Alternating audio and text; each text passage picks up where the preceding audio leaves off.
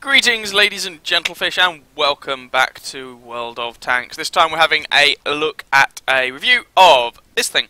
This is the Tier 9 German light tank, the RU-251 Sparpanzer. So historically, this was a Cold War design. The idea was that after the Second World War, the West German Army, remember of course Germany was split into East and West, the West German Army for reconnaissance purposes was still using the M41 Walker Bulldog, which at this point, World War II over, it's looking a little bit long in the tooth, so they're kind of trying to develop a replacement for it. And the project that they had, which culminated in the RU-251, basically took the chassis and gun and a number of other components from the Kanonen Jagdpanzer tank destroyer and made a light tank out of them, pretty much, and that is what we have here. There were a couple of examples built, one of which is still around in a tank museum in Germany, I think. I can't remember exactly which museum it is off the top of my head. But they never saw active service. The reason being is that, well, the Leopard 1 turned up, and for performing the reconnaissance role, the Leopard was perfectly fast enough to do that, but was a main battle tank, so it was capable of doing a whole bunch of other stuff. So why have this when you can have the Leopard instead? And bear that thought in the back of your mind for later on, because we're going to be coming back to that idea. Anyway, what is it that we get in game? Well, it's a Tier 9 light tank. Used to be the Tier 8 light tank. And let's just have a quick start off by looking a little bit at what grind you have to look forward to. So this comes straight after the HWK-12 at Tier 8, which I can't really comment on because I haven't played yet. I got the RU-251 when it was still at Tier 8, and it got bumped up to Tier 9 partway through me owning it. But what's the grind like? Well, there's only one gun on this tank, so you don't have to unlock a gun. There's only one turret, so you don't have to unlock a turret. The radio, whilst technically there are two radios, this thing carries over from the Sparpanzer 1C and the HWK-12, so you should have that already unlocked. The suspension, of course, will be unique to this tank, and so is this top engine. So when it comes to unlocking things, you want to prioritise this engine as much as possible. 28,100 XP, you need the engine to get up to the Tier 10 anyway, but you do want to prioritise these. But all things considered, this is actually a relatively comfortable grind. There's none of this stock gun nonsense for you to worry about. It's actually fairly simple and straightforward. So, what is the tank actually like when you get there? Well, let's have a quick look at the gun to start off with. So, 240 alpha damage at Tier 9. It's a 90mm gun. Oh, okay. Well, this is a light tank. You know, the T-54 lightweight gets 250 alpha, the AMX 1390 gets 240, though it does get a 4-round autoloader. The WZ-132A gets 320. 240 is the lower end of the spectrum. 215 penetration. Again, it's a light tank. That's enough for the sides and rear most of the time. 9.93 rounds a minute rate of fire is none too shabby with a base reload of 6.04 seconds. Turret traverse speed, I mean, it's a light tank, it's going to be pretty good. Gun depression of 10 degrees, though please bear in mind that is only over the sides of the tank. The gun depression over the rear is dreadful, and over the front is about 6 degrees or something like that. Can't remember exactly, but it's only that 10 degrees over the sides. 1.92 second aim time, 0.35 dispersion at 100 meters, and 2.4k DPM. This is with a 100% crew. So all of that, I mean, yeah, that's fine. That's none too shabby. The gun is... you're not going to get excited over it. It's very difficult to get excited over a 90mm gun at Tier 9. A 90mm gun at Tier 6, yes, get excited about, or at Tier 5, but at Tier 9, this is rather on the weedy end, and it doesn't have any other features to really pimp it out. But the okay dispersion at 100 meters means that you can snipe with it a bit. It's okay for short range work. And one thing that is definitely worth noting about this gun, if we have a look at the different ammunition rounds, APCR as standard, so the shell velocity is going to be pretty quick. 215 pen, 240 as I mentioned. Heat rounds with 250 pen, okay, that's none too shabby. Although I must admit I've found these heat rounds to not be great. I very rarely use them. The HE rounds are really what I wanted to mention. 102 penetration is a lot for 90mm HE. Now, I'm carried 10 HE rounds on this tank, And the high explosive can actually do some good work against the right targets, and it's much more reliable than your typical 90mm HE. So that is definitely something worth noting here. Survivability, the armour on this thing is dreadful. I mean, get penetrated from all angles by high explosive levels of dreadful. You know, 25, 28 on the rear of the hull, 8mm. And then on the turret, 20, 20, 20. You should not expect to bounce anything from this, and frankly, pretty much every gun you're going to meet, well, almost every gun you're going to meet, completely overmatches your armour everywhere. So, you're not going to be getting anything out of the armour on this tank. 1400 hit points. I mean, for a tier 9 light tank, that's not too shabby. I mean, you can see here, the WZ-132A only has 1250, and that is as much as it gets. The T-54 lightweight is 1300. 1400 is actually pretty nice, so you can take a couple of hits there, but then you don't get the chance of a miracle bounce in the same way that you do with some of the other tier 9 lights. Mobility wise, it's more decent news. 900 horsepower engine on a 26-ton tank gives you a specific power of 34.85 horsepower per ton. Top speed limit of 70 kilometers an hour going forwards, 24 in reverse. This thing is pretty quick, which is nice. Concealment, it's not going to be as good as the French machine, but it's still none too shabby. You're a light tank at the end of the day, so your concealment is going to be pretty good, and of course you retain that concealment on the move. Where the Sparpanzer really stands out from the competition is with the base view range of 410 meters. This is really a feature of the German light tanks. As you go up the tiers, they get good view ranges. In fact, if we have a quick look at the others, we've got the T-54 lightweight, which gets 390. We've got the WZ-132A, which gets 390. Notice a common theme here, by the way. We've also, of course, got the Americans, the T-49, and that thing gets an upgraded turret with 410. So joint view range with that. The base turret is 400. So joint highest view range with the T-49, although the T-49 does not have as good a camouflage rating. And the AMX 1390, this is going to be pretty woeful. 380, so the 1390 is the worst of the bunch, with the Sparpanzer being joint best. So in terms of actually spotting things, this tank is pretty decent. Makes a good active scout, actually. Low profile, fast, good view range. In terms of crew skills, nothing's going to come as a huge surprise here. You want the good stuff. You want your sixth sense. You want your... if I just bring my crew back into this tank, actually, so you can see what I've got, although I wouldn't necessarily use this as an archetype. Sixth sense, camo, brothers in arms, smooth ride, snapshot. You might want to invest a little bit in repairs, but remember this is a light tank, it can't take a hit for toffee anyway. Nothing's going to come as a huge surprise. In terms of ammo loadout, I have generally not been impressed by the premium ammunition on this tank. I don't find it very good. 250mm penetration at tier 9 on heat rounds, which are not going to like sort of curved surfaces and things like that. It's not fantastic. The APCR rounds are standard, are quite nice with the higher shell velocity, as I mentioned, and the HE rounds, don't over-rely on them. It's still only HE at the end of the day, but 102mm, as I mentioned, at tier 9 on a HE round is actually very usable, so I carry 10 rounds of those. I've got your standard consumables. You could, of course, I guess, make them slightly fancier. You definitely want coated... Well, I say you definitely want coated optics on this thing. I've got vertical stabilizer because yes. Gun rammer because yes. I've got coated optics. With a 410 meter base view range, if you remove the coated optics from that, you would be down at 418. With a very, very good crew, I'm pretty sure you could get it up to the render range of the game with vents instead of optics. It's a light tank though. Having the extra view range to really eat into your opponent's camouflage ratings, I do quite like. So I would recommend optics on this thing, but you might want to go a different route. That's pretty much all I wanted to say about this tank at the moment. I'm not going to show you the armor profile because what's the point? It's garbage. But let's have a look at module locations and then I'll show you some gameplay. So, from the front, as you can see, shouldn't come as a huge surprise, we've got the driver on the, well, it's the right-hand side of the hull as you look at it from the front, it's the left-hand side as you're driving. There's also an ammo rack on the other side of the hull here in white that you do need to be careful of. Again, in common with a lot of these light tanks, they do tend to find their ammo racks going quite a lot, as this ammo rack is large.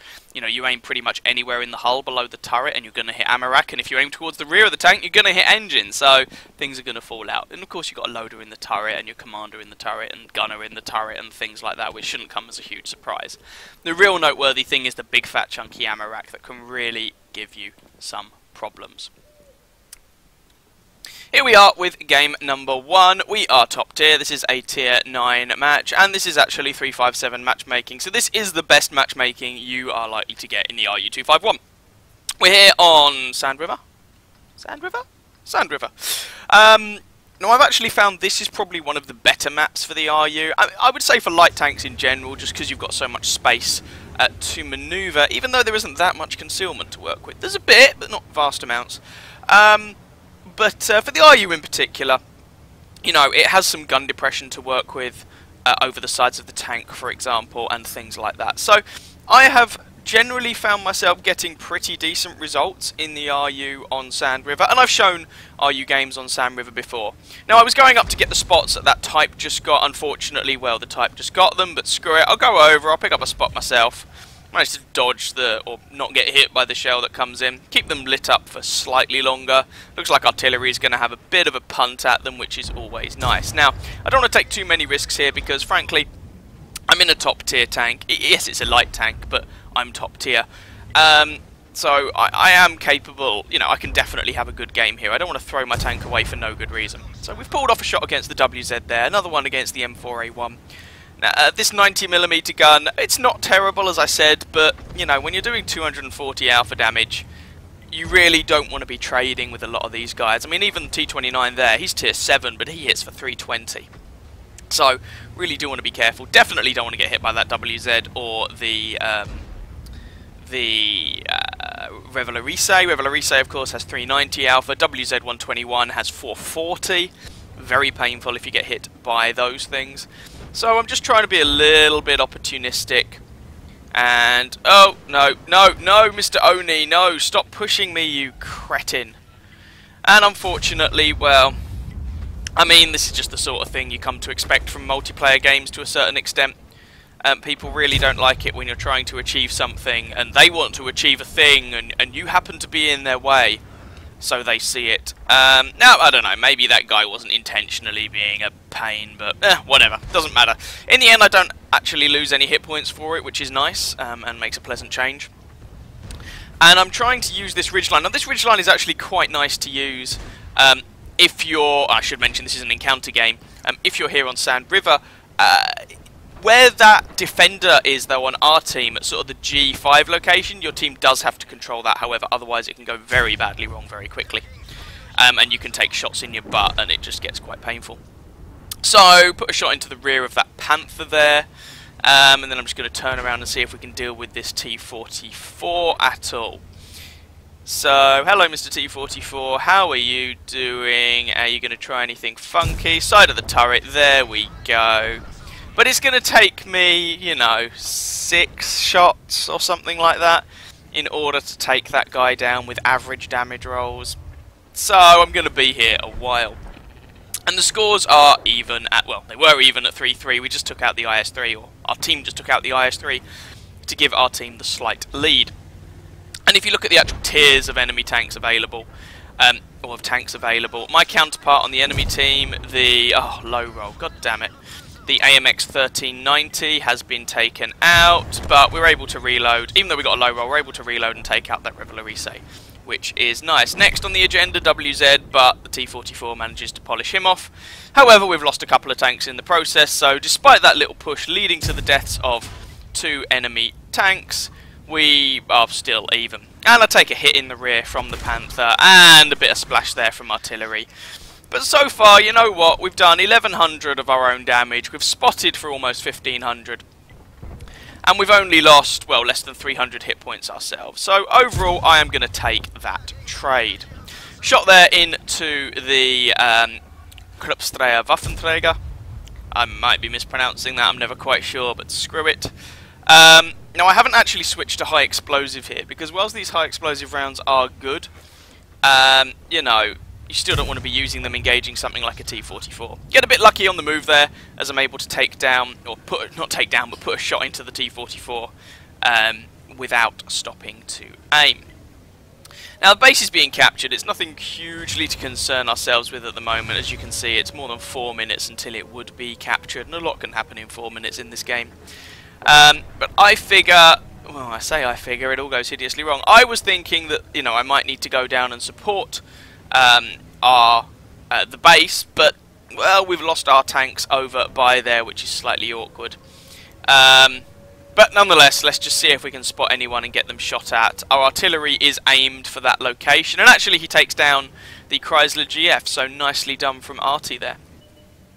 Just going to see what we can find, and speaking of artillery, goodbye. Fair enough, I'll take it. So there's the Panther still alive, along with an Object 263. We know where he was last spotted, but we don't know where he currently is, and of course the artillery, that Lorraine 155-50. Now, I'm feeling pretty confident at this point. Our team has managed to rack up a 4-kill lead. Ooh, there's the Object 263. Oh dear, don't want to get shot by him.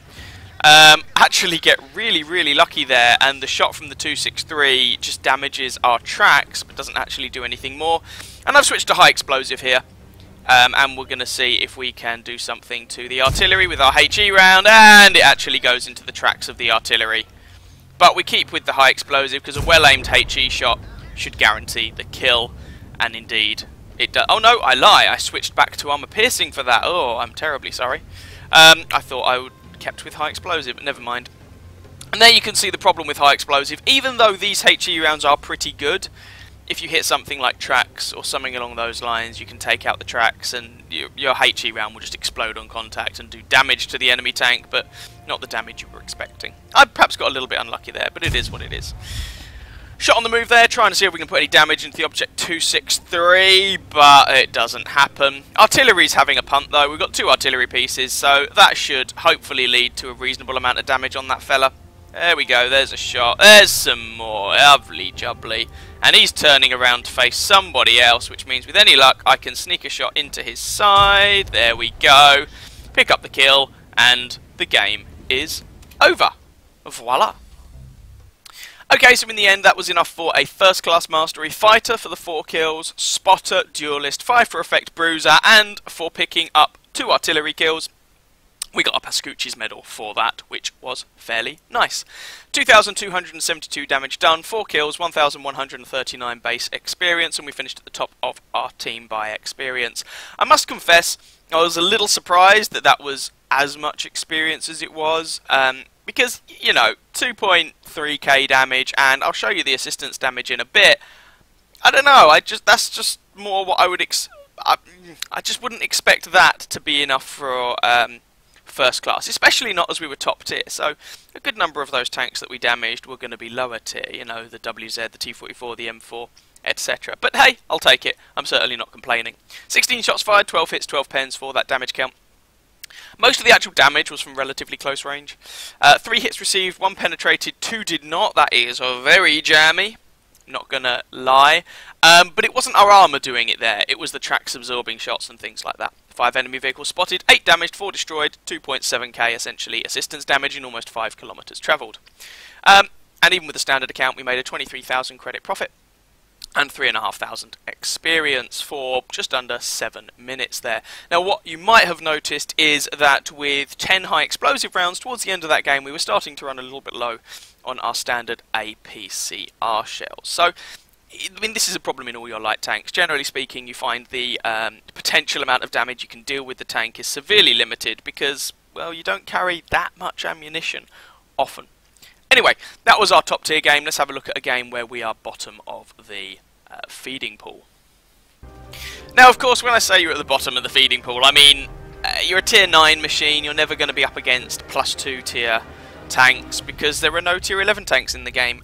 But what I mean is we've got tier 10s to worry about. Now, this is not actually the very worst matchmaking you could receive. This is a 357 matchmaking template at tier 10. So there are tier 8s for us to deal with, as well as, obviously, tier 10s and tier 9s.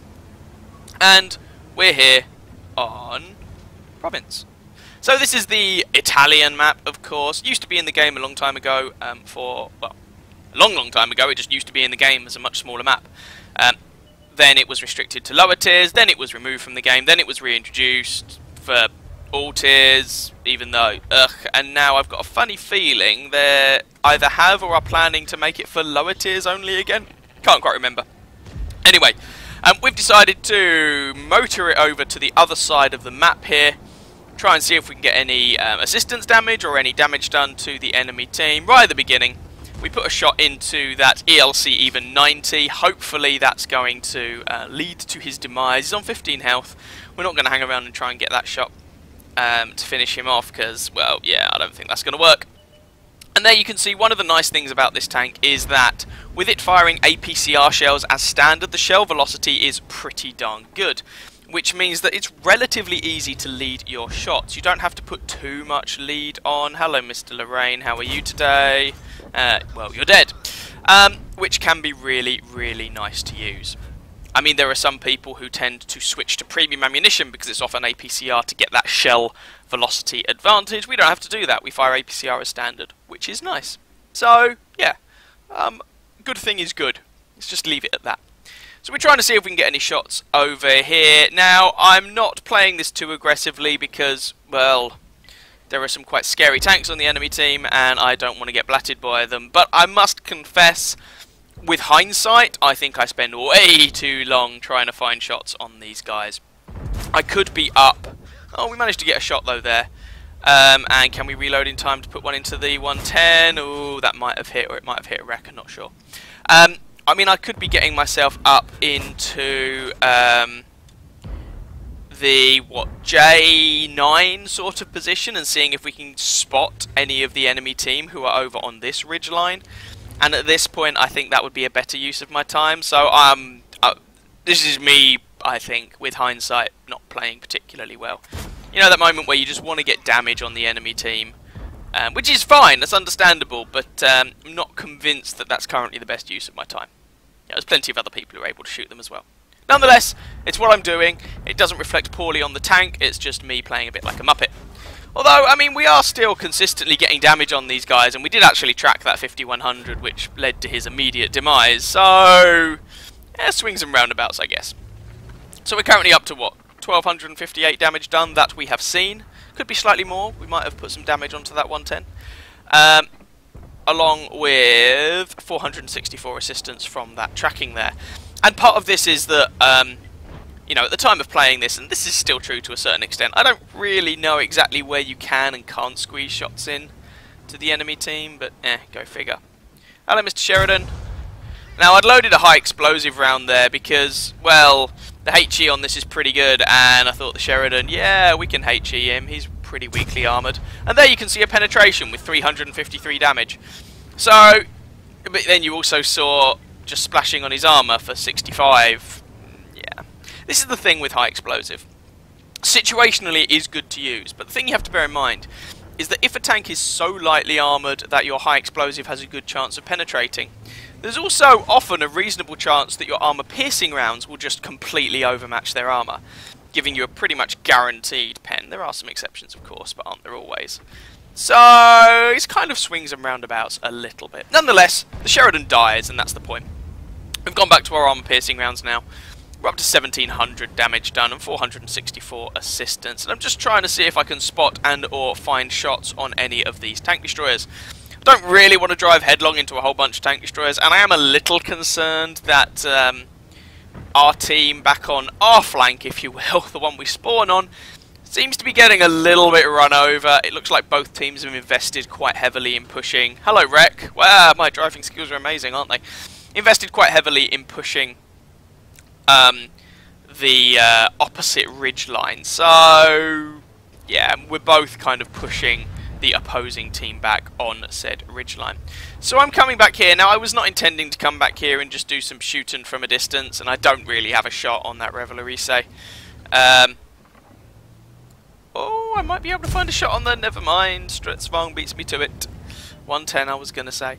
I'm trying to find an alternative route up. Now, the problem with doing this is that you can often find yourself spotted, let's say proxy spotted, and then suddenly, if you're not careful, you can get shot by all the bad guys who are up well, in that top left-hand corner of the map. So we do need to be careful when doing this.